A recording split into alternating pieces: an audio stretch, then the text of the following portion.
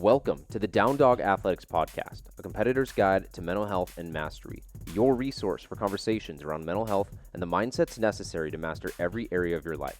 My name is Paul Klingen, and I'm a former Division I athlete that struggled with my mental health until I started yoga, which opened me up to other practices that gave me a balanced approach to my physical and mental health. The goal of this podcast is to inspire others to do the same, train and compete like an athlete, while also having the ability to slow down and practice stillness.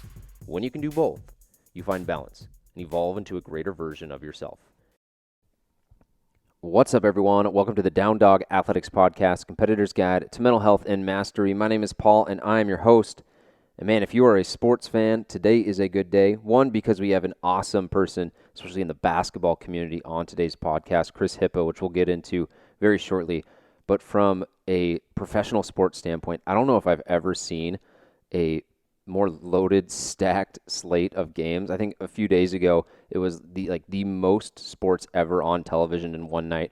Right now, we have the NHL, NFL, NBA. We got the U.S. Open this weekend. I was watching an MLS game. We got Premier League going on this weekend. And typically, in a normal year, we would look at maybe, I don't think April is a good time of the year where we have NHL, NBA in the postseason. You've got MLB starting up. You've got college basketball, Final Four usually, and then the Masters hits. And so like that early April time frame is usually pretty toasty. But man, right now is a good time to be a sports fan. You can literally stumble upon some sort of playoff game just through clicking through channels.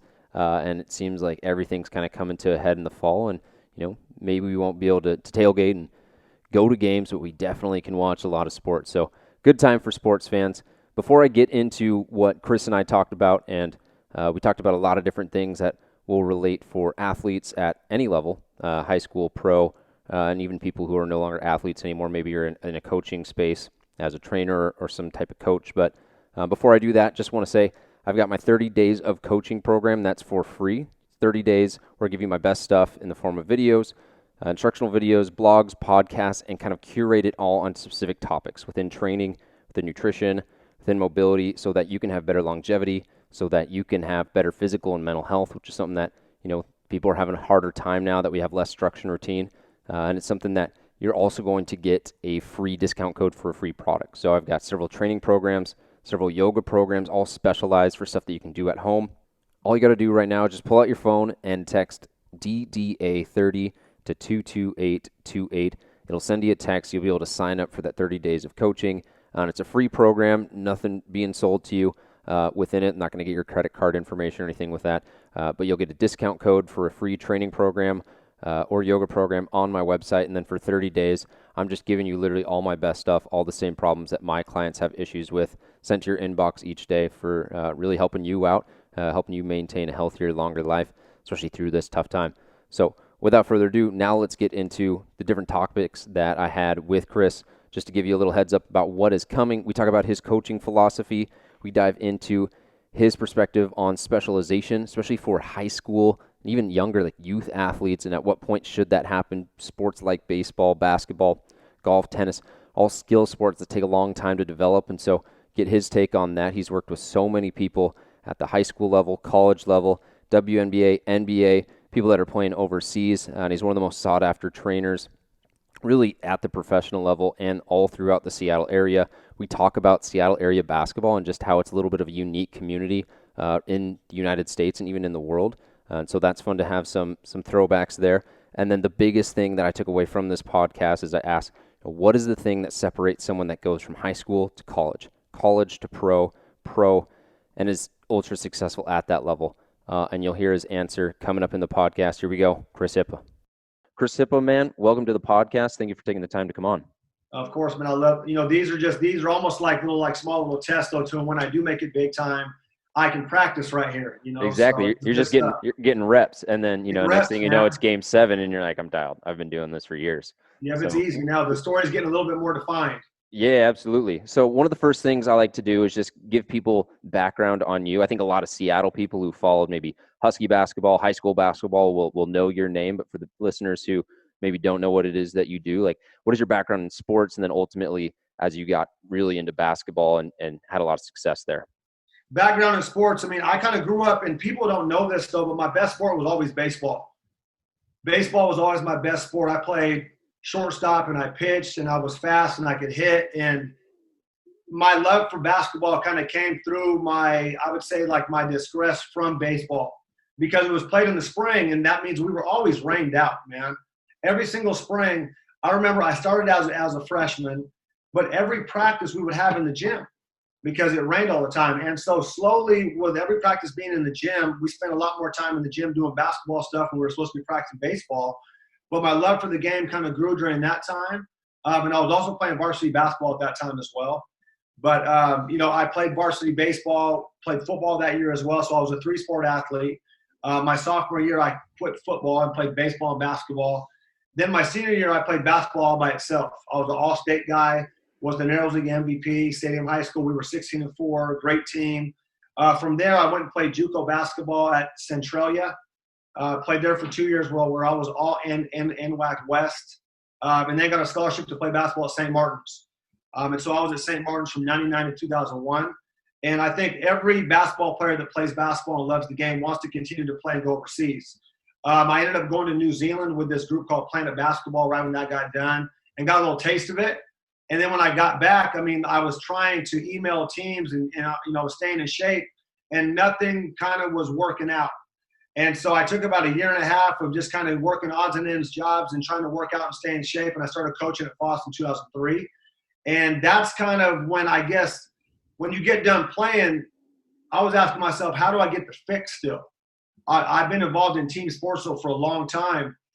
And the only way that I could get that fix was to coach, where I could be involved with that structure, being at practice every day, being on the bench, having a game day still.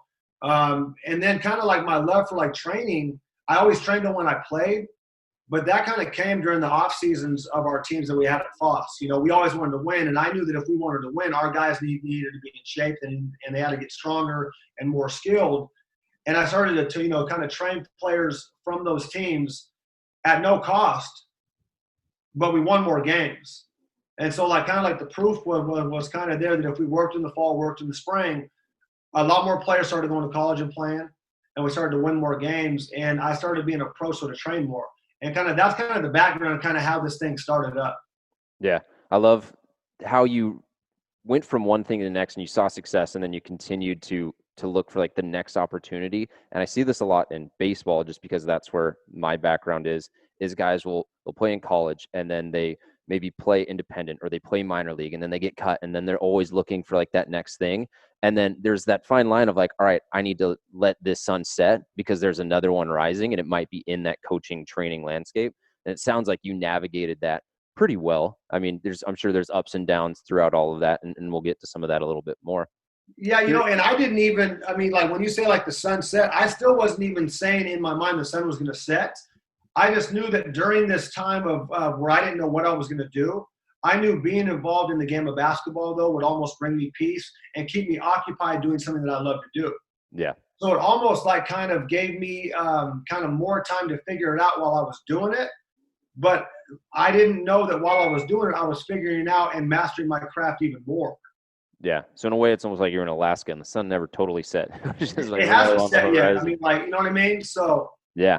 So curious on your thoughts, because I find basketball, it's very obviously skill dependent, and it's almost in a way like soccer. And one of the reasons why the U.S. isn't very good is because our guys start specializing at 16, or, they start playing youth much younger, but they're playing 3 sports. Where you go to Spain, it's just one sole focus.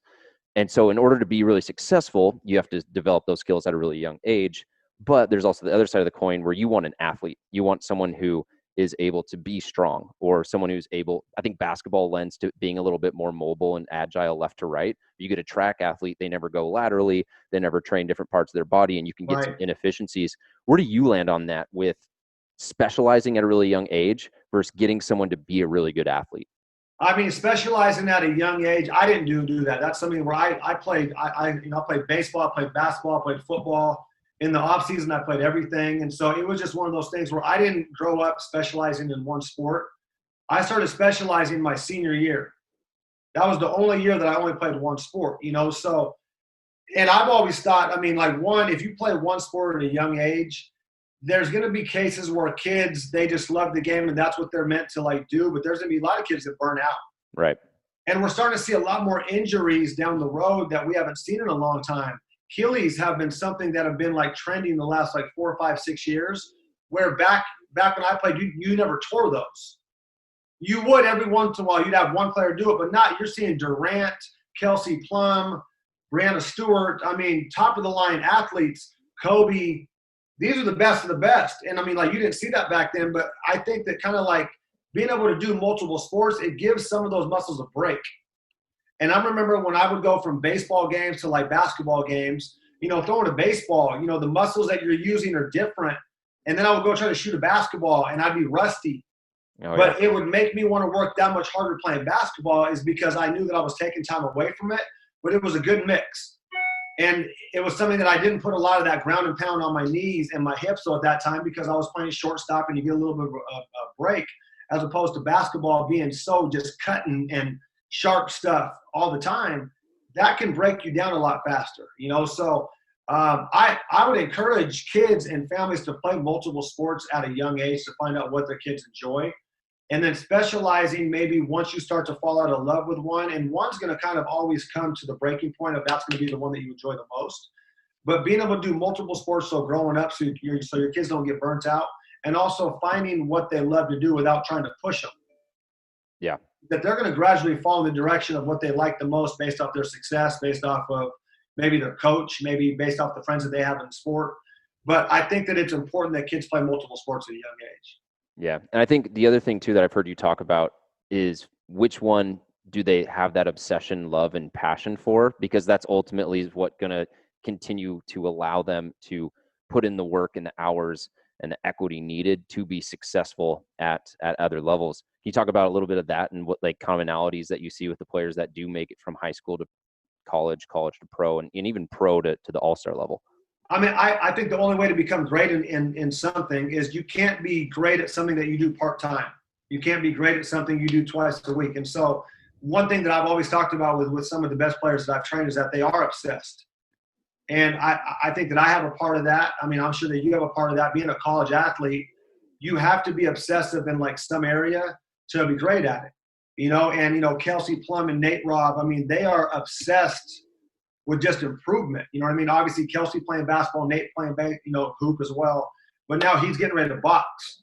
And he's getting ready to have a match. I think that they moved it to like November or something. But he's going to have to be obsessed in that area for the next 60-plus days in order to give himself a chance to win in the ring. And there's so many different things that come into that as far as being in shape, being strong, being quick, getting sleep. And it's just like it's an obsessive thing that it kind of takes over because you want to be the best. That's one thing that I've seen that has separated like good players from great players is their obsessiveness and their level of what they commit to the sport that they play. Yeah. Does that obsession bleed over when you get around 4 or 5 guys that are obsessed and maybe you're like infatuated with the sport? And then does that bleed over, or is there something that is maybe wired at a younger age?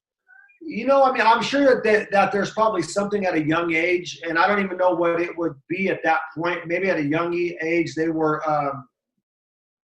and the trait might have been like, great energy, good attitude, fun to be around, always played hard. And then that led to success. And I think that we can get obsessed sometimes with success is that, we have a great game. We had 24 and 9 assists on a Friday night against the number 2 ranked team in the state. Well, now all of that work that I put in leading up to that point, it makes me want to go work harder for more time like that. So I don't think that kids are born obsessed. I think that an obsession kind of comes from the accumulation of being successful in that sport, and you want more of it. You want more of that success. Yeah. And I think the same can be said there with people that have great wealth, that maybe that they're involved in like maybe selling something. The more that they sell, the more that they want to sell because the more they're getting. You know what I mean? So I think that's kind of a mixture, though, between the success that they have, but at a young age, they're having great energy and just loving to be around the sport that they play.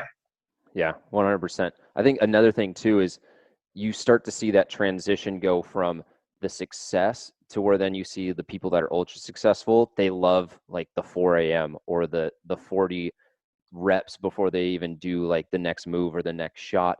I know you watched The Last Dance, I'm sure, and that was one of the things that I took away from from Jordan was just like the present, like always focused on the present moment and just Yep. doing things that I heard a quote recently that I really liked, and it was remarkable people do unremarkable things with remarkable consistency. And like for me, like basketball is a lot like that, where there's crossovers, there's fadeaways, but there's also bounce passes, there's also free throws, there's layups. So talk a little bit about that and how you kind of instill that balance of like, hey guys, like you got to be able to hit it three at the top of the key before you're doing everything else that we're showing on social media. Well, and I actually put something out probably like 2 years ago because, obviously like watching guys like James Harden, do a lot of different type of things.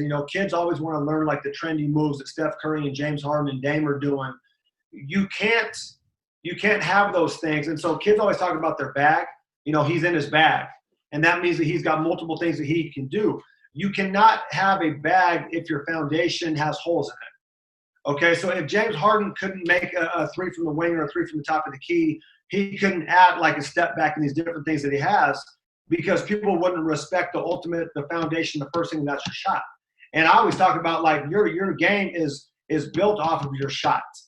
If you can't shoot the basketball, you can't get into a one dribble pull up right. You can't get into a one dribble pull up left, which means you can't get into a stop dribble or a drag step or a step back or all these different moves if you can't make the first one.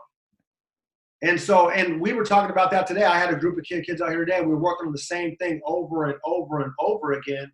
But your foundation has got to be solid. It has to be set before you start adding things into your game. So you got to have a good, solid, sturdy bag. And your bag is your jump shot. And once you can knock that down, now you can start adding tools to your bag, and your bag can actually carry them. Yeah. Can you talk a little bit about, I saw you had a blog post, and it was basically you break down the move, and you do this at the youth level, at the pro level. You break down the move, you rep it, you rep it, you rep it. And then the last one that I feel like a lot of people don't do is do it at game speed. Do it in stressful situations. Don't do it till you get it right. Do it till you can't get it wrong. Talk a little bit about that. Like the big thing that I do, and like sometimes, even like some of the Seattle guards that I've trained with, Aaron Brooks, Nate Robb, a lot of these guys who are very, very good instinctual reaction, just being able to play basketball. And I have more of like a technical approach where mine, like if you come to a workout, you'll hear me saying as far as footwork wise, right, left, right, right, left, back, right, and it's just, it's a lot of technical stuff. Right. So, and you were talking about overall, as far as like the approach that I have to that. Yeah. The breakdown, the rest. So I always talk about this as far as you have to be able to introduce a skill. Okay. So whatever we're trying to do, we have to introduce it. We have to show them exactly what we're doing, why they would do it. And then you got to break down the foot steps. So just like I said, it might be left, right, it might be right, left, it might be right, left, right. We break it down, then we rep it. And then I always encourage players now go experiment now. So now do it now versus, when you're playing 1-on-1, 2-on-2, 3-on-3, can you do it now in a live situation and understand when you're going to do it? But my big thing is being able to create habits with your footwork, and that comes through the breakdowns. Just like I just said, the right, left, right, I say that so many times, but I want the right, left, right, though, to you never have to think about it to where you're just like being able to react is a habit. So now when you get into a game and a defender cuts you off, right, left, right, you've done that so many times that it just happens now. And so just like I said, introduce it, break it down, rep it, experiment. Yeah, I love that. And you talk about Nate Robb, Aaron Brooks, a lot of the different Seattle people that you've worked with, guys at UW, Gaddy, Bradley. And I found that Seattle, and this is just what people say, but I remember playing basketball in high school, and like Garfield Franklin had all these guys. Peyton Sevo was a guy that I remember playing with at Rotary when I was playing like select basketball. What's the Seattle basketball community like, and how might it be different from other communities in the U.S. or maybe even around the world? And I mean, obviously we would love to have the Sonics back, but I feel like it is a really unique city from a basketball standpoint. Well, and that started kind of back in the day when like the Soups played, and I remember Doug Christie was playing at Beach, I want to say maybe like late 80s. And he ended up playing in the NBA for like 10 plus years. But Doug Christie pretty much ran like the first Seattle Pro-Am League back in the day. And so that's when the Sonics still were around, but a lot of the Sonics guys would come play in the Pro-Am, which, now you don't have a pro team. You have a pro team of guys that are coming and playing on the ground where people can see them and touch them and talk to them. And that kind of trickled down to where now Gary Payton, though, was involved a little bit more in this area. Then you have guys like Jamal Crawford, Nate Robinson, Isaiah Thomas. All these guys, though, now the difference is they will go to a gym, to a youth practice, to a youth camp, and people can talk to them. They can see them. They can ask them things which now makes it more real.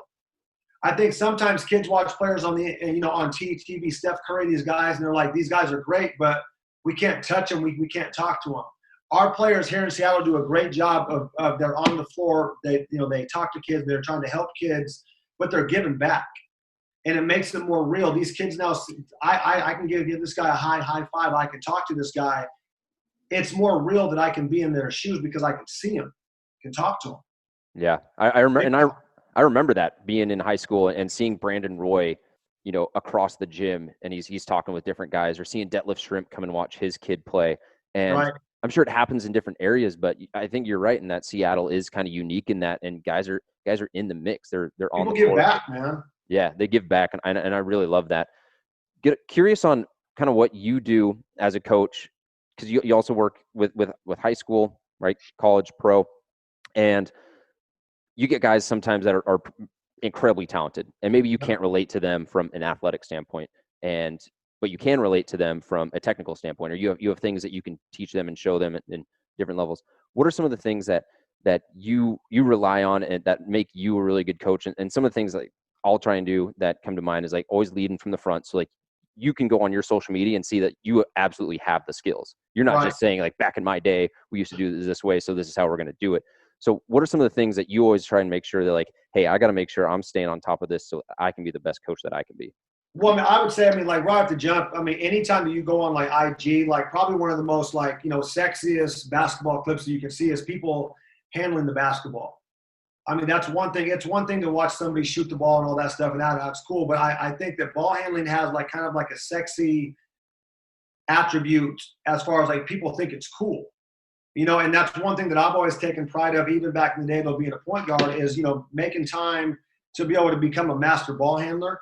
And I think still to this day, though, being able to go up to like a pro or go into a workout, I'm a better ball handler than a high majority of the players that I train.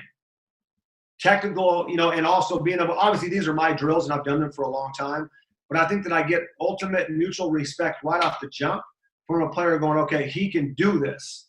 Okay. And although I might not be able to dunk, that's just one phase. I can teach a player footwork still that can lead into a dunk. I'm not going to go show them how to do it though, but I can get into footwork that lets them know the exact way to land and where I want them to jump from, how I want them to jump. And I think that players will respect also me being able to study the game and come with a solid plan when we have a workout. Showing up saying, okay, we are going to do X, Y, Z. We're going to make 5 shots. We're going to do this. And there's a plan in place. And I think players can respect that as well, that I actually take pride in not just going off the top of my head and not knowing what I'm going to do next, though, but I can take a certain guy, watch film on him, see what I think he needs to improve on, and then put it into a plan. And I think that they respect that because there's thought that goes into it. Yeah, I think you do a really good job of relating to the players, whether that's, talking about, it being in the bag, right? Like that's player lingo. Being able to show them exactly what it is that you want them to do. I always say, like, I wouldn't want a financial advisor who's broke to be telling me about, money. So it's like being able to lead from the front and show them these specific technical skills.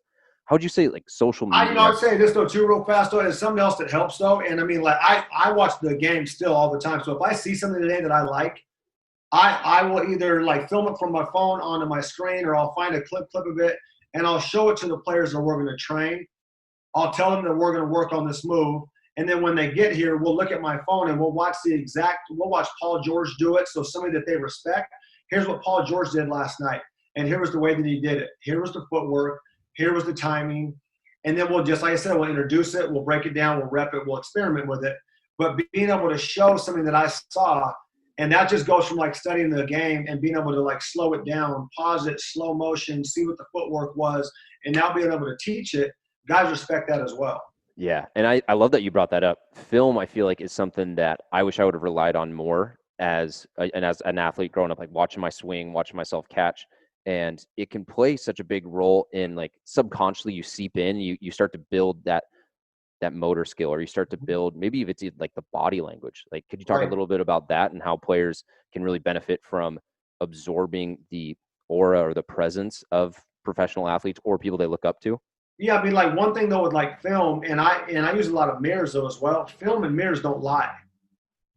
And that's like the one thing that even like, and I'll train my son right now, and obviously he's younger, but I will tell him what I think he's not doing, and he will say that's not true. Like I am doing it, but but the only way that he can fully learn is from if I film it and then show it to him on my phone.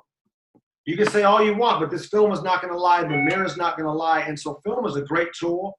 And, I watched film all the way up, 8th and 9th grade, being able to watch myself defensively on offense, like my shot stuff, and being able to learn from it.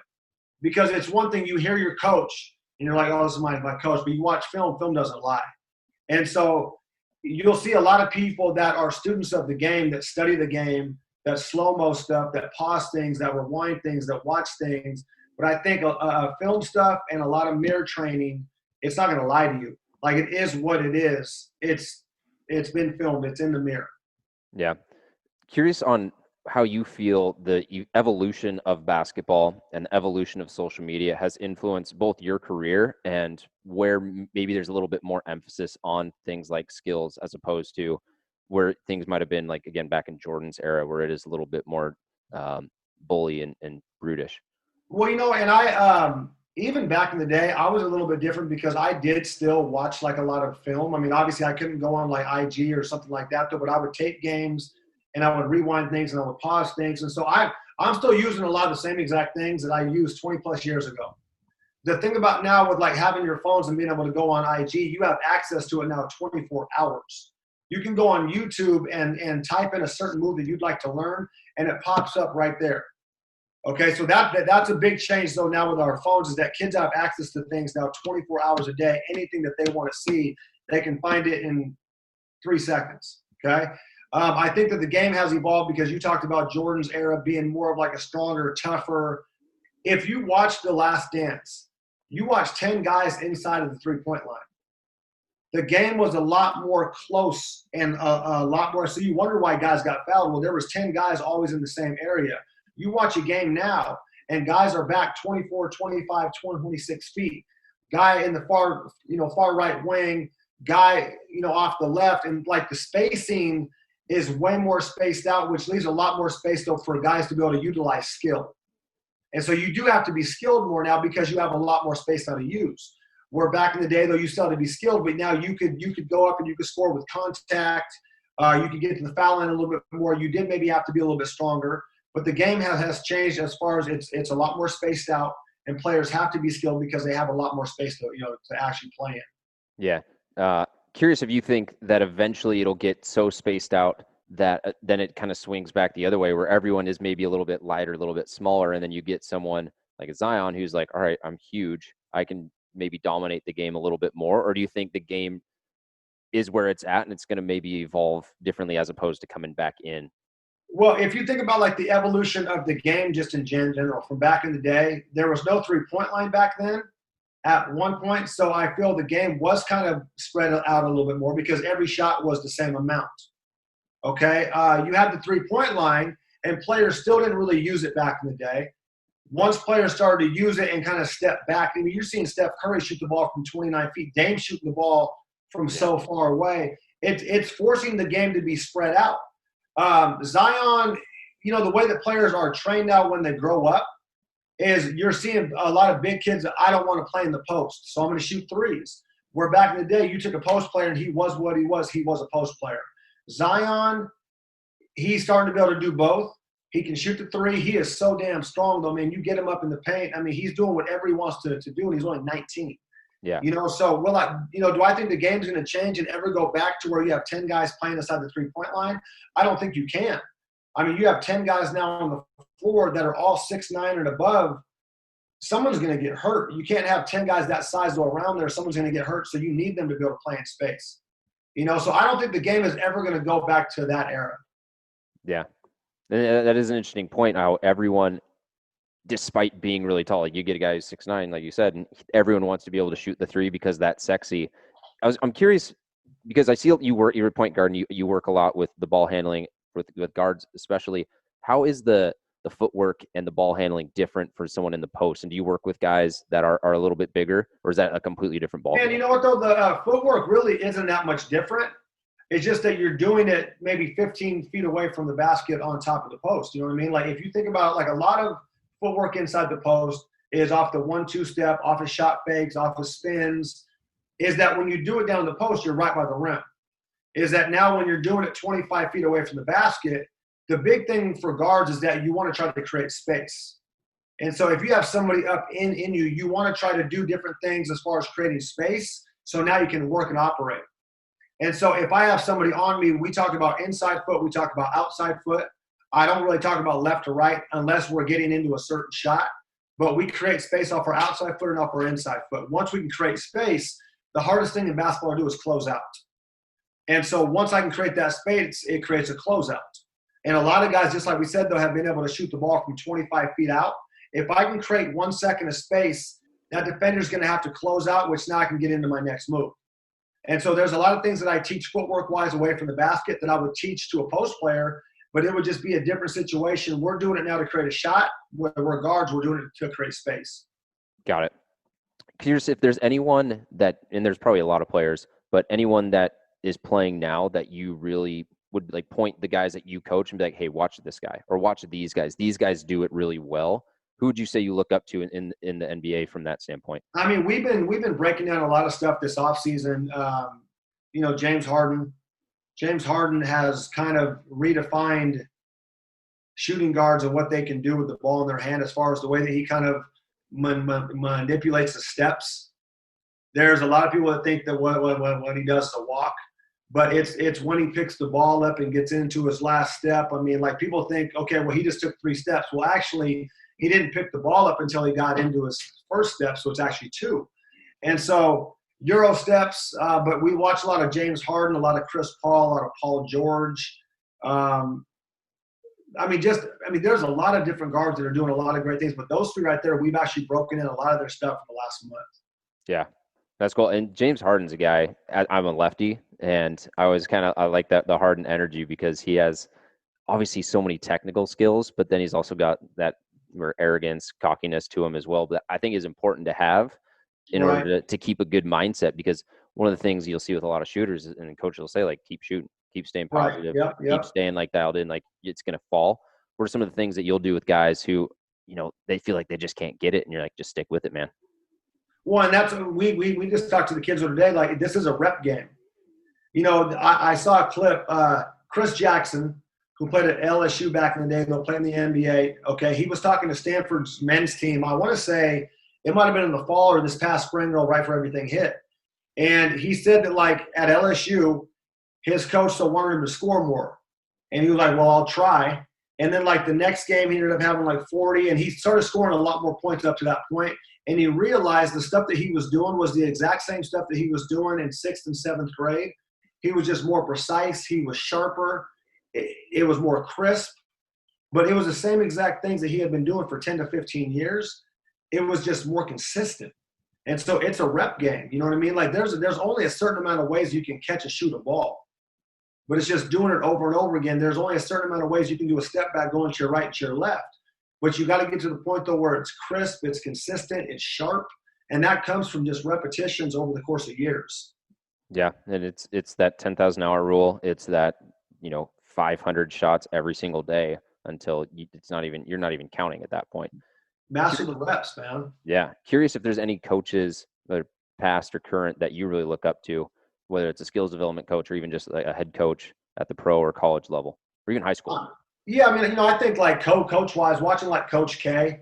Coach K. People have always said, I don't like Duke, but you watch the way that they play, and they are on the floor for a loose ball, charges, they make the extra pass, they play hard, they run off the floor, they block out. You know what I mean? I think that he does one of the best jobs. Tom Izzo, same thing. Like, their teams are tough.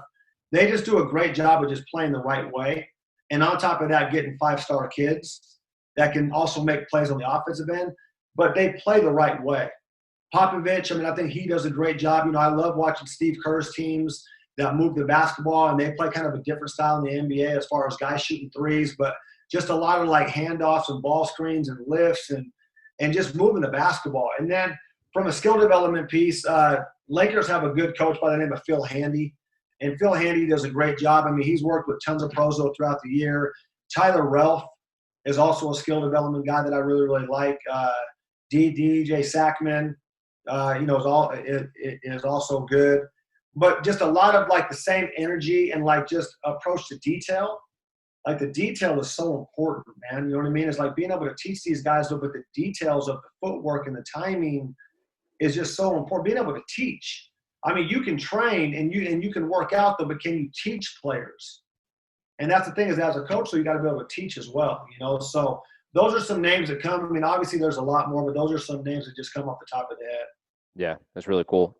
Kind of in the same vein, if you could sit down and have dinner with any coach, dead or alive, who would that be? Or it could be an athlete, like anyone in the basketball world, and just kind of pick their brain. I mean, man, I would love to sit down with Jordan. I mean, you know, I think Jordan's probably one of the best. I mean, he was a guy that, you know, kind of growing up, he was the man. You know what I mean? He's the one that kind of like changed basketball, you know, putting his hands on his shorts, tongue out, wearing Jordan's bald head. I mean, it's just, I mean, he was more like not even basketball, but just kind of changed like your perception of how you viewed the game. You know what I mean? And I mean, man, I would love to sit down with him. You know, obviously he's fun too. You know what I mean? But just being able to sit down with him, hear stories. Coaching wise, same thing. I mean, I think it'd be fun to sit down with Coach K and just kind of talk about, you know, how he kind of learned his philosophy and just kind of go deeper into it. You know, maybe even being able to watch a practice though of his to see the way that he actually, you know, corrects guys and, you know, connects those guys. And those two would be, you know, great to be able to sit down with and talk. I mean, and even on the girls' side, I mean, I've worked with like Sue Bird at times. Being able to sit down and talk to Sue Bird, you know, a little bit more in depth. You know, so she's been awesome. Working with you know, Plum in depth, though, you get a little taste of it. I mean, Sue Bird's been playing for 18 years. And she's won national championships and WNBA championships and Olympic golds. And it's just like – At that point, there's a string, there's a principle that you could pull through all of them, and they're going to have, you know, a similar mindset, similar approach. Mm-hmm. And it would definitely be cool to talk to any three of those. Was there anything with Jordan's Last Dance documentary that you were surprised by, or that you were like, oh, wow, I didn't realize that? You know what? Not really. I mean, I feel like I grew up and I saw it live, you know, so I saw everything live. I mean, seeing like the behind the scenes, you know, seeing about how like, you know, I think it was the series when they lost against, was it Indiana, where I think B.J. Armstrong, or it might have been Orlando, where B.J. Armstrong, who played with the Bulls, that was talking smack and they won a game. And then seeing him the next day with the baseball bat and the cigar, and he was just kind of licking his chops, just kind of waiting to get out there. And just seeing like his mental preparation and how he kind of created stories to push his own buttons, which we talk about that a lot though with kids, is that sometimes kids are so emotional and they're so up and down. Is Jordan and Kobe were two of the probably the best ever to be able to push their own buttons. No one could get into their head. And when they needed to push their own button to take their game to a next step, they could do it on their own. And sometimes players need to get like hit in the mouth to all of a sudden get like a little bit more like dog. They could just say, you know what, I'm going to push this button. Nothing even has to happen. I'm going to a different step. Yeah. Curious and if eventually they just knew how to do it. Curious if you've read Tim Grover's book, Relentless. I have it, and I've kind of hopped around. I haven't read it all in a row, but I've kind of gotten a lot of that stuff, though, from that book. Yeah. So one of the things I loved about that is he talks about, like, the dark side. And Jordan and Kobe and elite athletes are able to go into this side that, you know, Jordan had an example of, I think, making up that a player was talking trash just to have a reason to have a chip on his shoulder. That's crazy. At that point, like, you are artificially generating your own motivation, your own inspiration, whatever you want to call it. And, you know, it's one of those things I think a lot about. It's like, is that something that you can teach? Is that something that everyone has? And how do you get someone to tap into that dark side at will and really push that button so that they don't need to get hit in the mouth or someone to talk about their girlfriend? Right. Well, you talk about that dark side, you know, and the year that we won a state championship at Foss, we, in the offseason, the year before, we were 3A. We had ended up getting beat in a game to go to the Dome. And we had 10 players back from the 12 guys that were on that team. We were getting ready to go from 3A to 2A. And so we talked to all 10 guys, and we were just like, if you want to come win a state championship next year, get on the bus. We had 10 guys get on the bus. 2 chose not to, and they ended up leaving. They went to a different school. But that next year, we adopted a mindset the very, very first day in the fall, FEB. And it more or less meant fuck everybody. That was the mindset that we were going to play at. There's a lot of different emotions that can go through a game. You can be happy, you can be angry, you can be frustrated, you can do all that. by tapping into FEB, that is your mindset. You are not going to lean on the ups and the downs of the game. It's always going to be FEB, and it brings you back to right now. And we had that mindset on the first day of school leading up to our first day of practice. And so we had about 2 months to kind of ingrain that mindset in doing lifting stuff, doing sprints around the track, doing open gym. But every single day that we talked about fuck everybody, fuck everybody, fuck everybody. And you could see by the end of the year, guys were pulling up their shorts and they were feisty. And we had 12 guys that bought into it. Since that state championship, we've had 5 guys tattoo FEB on them, whether it be on their back, on their arm, on their chest. But we had 12 guys buy into it, and it gave them one mindset. So kind of like a dark side, but it gave them one mindset to lock into. Absolutely. I think that's so cool. And that's something that those kids then would have for the rest of their life, because that they're like, I'm going to dial into this, whether it's work, family, relationship, like you got to just get done what you need to get done. And we had to break it down because we were like, one, you're not going to talk about this at school. And it doesn't mean you're in class and you get mad at your teacher and fuck everybody. Like you got to understand there's a time and a place for it. But when we are playing when we're playing a game and we're getting ready to go to war, FEB. Yeah. Well, in a way, I find you can turn that into like, I need to produce. So it's like, I need to get done what I need to get done. Like I can almost think of how that would be beneficial for an artist where they're like, FEB, I'm going to produce this label. Nothing else matters. And so whatever it is that you're producing, it could be sales calls, it could be swings in the batting cage, it could be shots. It's just like FEB, present focus. Nothing else is taking me out of this. But you think about this though, and you played. Think about all the emotions though that go in to, like, let's say that you're getting ready to go play Stanford, and they had a guy that was 13-1. He threw 98 miles per hour. He had a .7. There's gonna be a little bit of fear going into that game. This guy freaking throws hard. He's 6'5". If you think about all those things, you give yourself no chance at the plate. Yeah. So you've got to almost get yourself inside of a mindset to where, you know what, I'm going to go up. I'm not afraid of this dude. I'm going to get a hit. That's got to be your mindset. And so by us saying FEB, it helped them lock into that as opposed to thinking about fear, failure, not being that good. It took all that away. Yeah. I'm so glad we got to this point in the podcast, because this is like the stuff that I feel like if people can take this away, it'll change their game like that. Yeah, like the skills and the reps. But if you can underlay this mindset behind all of it, like that fear, yeah, there's going to be challenges, but you can. But you know what though, and the work and the reps though end up feeding into the mindset, because more work and more reps take away the fear because you're more confident in what you're doing. And that's something that I wish I would have realized when I was in college, is that anxiousness that maybe you have on it, maybe it's a specific play that you don't have down or a specific shot, like that anxiousness and that anxiety of that moment gets evaporated when you have dialed it in so much that it is subconscious. Yep. Yeah.